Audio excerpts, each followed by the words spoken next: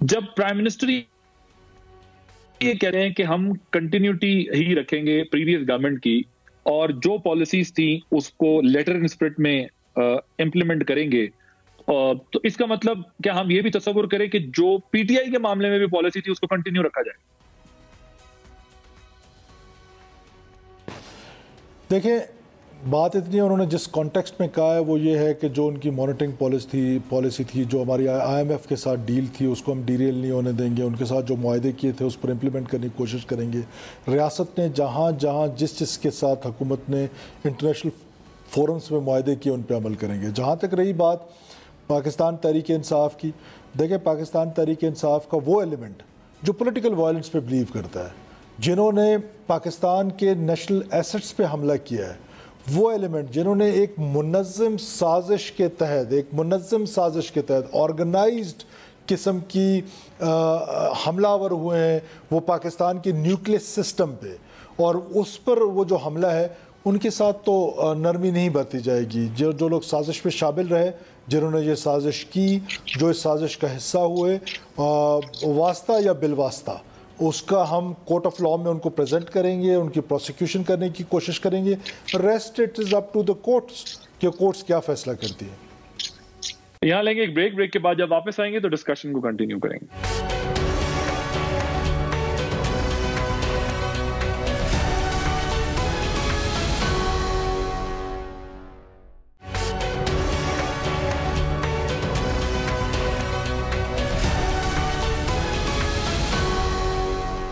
Welcome back.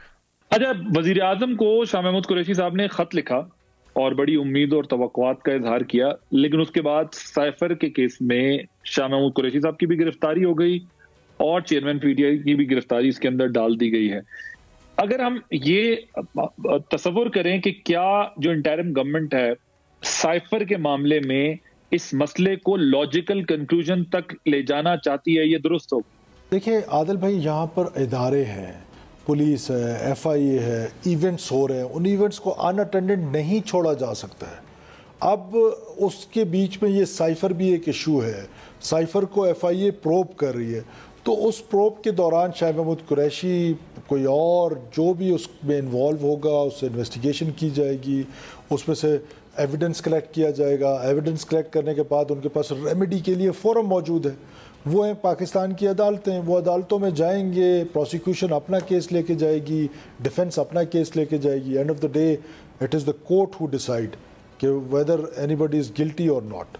तो a system is working, यानी कि एक पूरा पाकिस्तान के जो इदारे हैं जिसमें पुलिस है, एफआईए, वो अपने एक सिस्टम के तहत चल रही हैं और उसी हिसाब से काम करेंगी। But you are privy to that information. Now you have taken a briefing from DG FIA recently. तो आपकी क्या अंडरस्टैंडिंग है? आपके सामने वो हाई प्रोफाइल केसेस चल रहे हैं, उनके पास बड़ी ज़ाहिर है मालूमात भी होगी और प्रोग्रेस क्या है केसेस के अंदर वो भी होगी। तो आपकी क्या अंडरस्टैंडिंग है कल जो मीटिंग हुई है उसके बाद? देखिए, कल जो डीजी एफआईए थे वो मेरे पास तशरीफ़ लाए थे और हमने उनके साथ कर्टसी कॉल थी उनकी मेरे साथ, और हमने टाइम रखा है। हम इस वीक में किसी भी टाइम जाएंगे एफआईए और उनसे फिर डिटेल ब्रीफ लेके उसके बाद ही इस सवाल का जवाब दिया जा सकता है। लेकिन जो कर्टसी कॉल थी उसमें उन्होंने कुछ तो केसेस आपको बताए होंगे, क्योंकि अगर वो वहां पर आपके पास आपको ब्रीफिंग देने आए थे तो केसेस की prosecution. He was not alone Adil भाई, ही वॉज नॉट अलोन। उसमें और भी लोग थे, बाकी डिपार्टमेंट्स के भी लोग थे, डीजी नेक्टा थे। जैसे आज हमने नेक्टा में जाके एक ब्रीफिंग ली है, तो इसी तरह हम एफआई में नेक्स्ट वीक जाएंगे। अगर कल हो सकता है चले जाएं, तो हम जो ब्रीफिंग लेंगे उसके बाद कमेंट करेंगे। It was a total courtesy call. अच्छा, जेल में ये खान साहब की सहूलियात का क्या मामला है? मैं आपको सुन रहा था, आपने कहा कि हम देखेंगे, लेकिन अब मजीद 48 घंटे गुजर चुके हैं इस मामले को। वो जो कैमरे लगे होने की शिकायत और जो सहूलियात का ना होना, अब आपके पास इस बारे में क्या इंफॉर्मेशन, क्या और दूसरा ये है कि आप लोगों ने अब तक क्या फैसिलिटेट किया इस मामले में उन्हें? देखें, जो लॉ के मुताबिक फैसिलिटीज़ हैं उससे ज़्यादा उनके पास मौजूद हैं। उनको बेड दिया गया है, उनको फॉर्म दिया गया है, उनके लिए खाने का इंतज़ाम स्पेशल किया जाता है, और ये जो जितनी फैसिलिटीज़ हैं, अखबारात हैं, कुरान शरीफ का तर्जमा है, वो उनको प्रोवाइड किया गया उनकी चॉइस के मुताबिक। तो जो फैसिलिटीज़ हैं वो अवेलेबल हैं। अब जहाँ तक ये कैमरास की बात है, ऑनरेबल जज हैं, उन्होंने विज़िट किया है। अब क्योंकि ये जेल पंजाब हुकूमत की उसमें है, पंजाब हुकूमत से जो मुझे रिपोर्ट मौसूल हुई है उसमें यह है कि 4000 CCTV कैमराज हैं जो प्रिजनर्स की और प्रिजन की सिक्योरिटी के लिए लगे हुए हैं। 3999 पे किसी को एतराज़ नहीं है। ये एक जो है ये भी मैं आपको बता रहा हूँ कि पंजाब हुकूमत का बड़ा क्लियर इसमें स्टैंस है कि ना वो उनके टॉयलेट को कवर करता है, ना वो उनकी प्राइवेसी को कवर करता है। It is just for his security. अच्छा, तो जो कंप्लेन जो जज साहब गए जिन्होंने जाके देखा है, वो जो मसाइल उन्होंने बताए हैं, ये इश्यूज वहां पर थे या नहीं? तो वो जो जज साहब बात कर रहे हैं वो एग्जैजरेट किया उन्होंने, क्योंकि ऐसा कुछ नहीं था। आप कह रहे हैं वो सहूलियात जो एक एक्स प्राइम मिनिस्टर को मिलनी चाहिए थी वो तमाम उनको वहां पर मैसर थी। आप कंफर्म कर रहे हैं?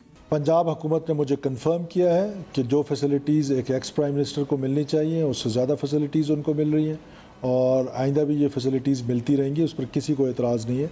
इवन यहाँ तक तो हमें इस पर भी एतराज़ नहीं है कि अगर उनको एयर कंडीशन मिला है तो उस पर भी हमें एतराज़ नहीं है। उनको एयर कंडीशन मिलना चाहिए। वो जो भी फैसिलिटीज़ हैं वो एक्स प्राइम मिनिस्टर है तो उस पर कोई हर्ज नहीं है। एक्स प्राइम मिनिस्टर से मुझे याद आया, मियां साहब भी सितंबर में पाकिस्तान वापस आने का इरादा रखते हैं। जब वो लैंड करेंगे तो क्या उन्हें गिरफ्तार किया जाएगा?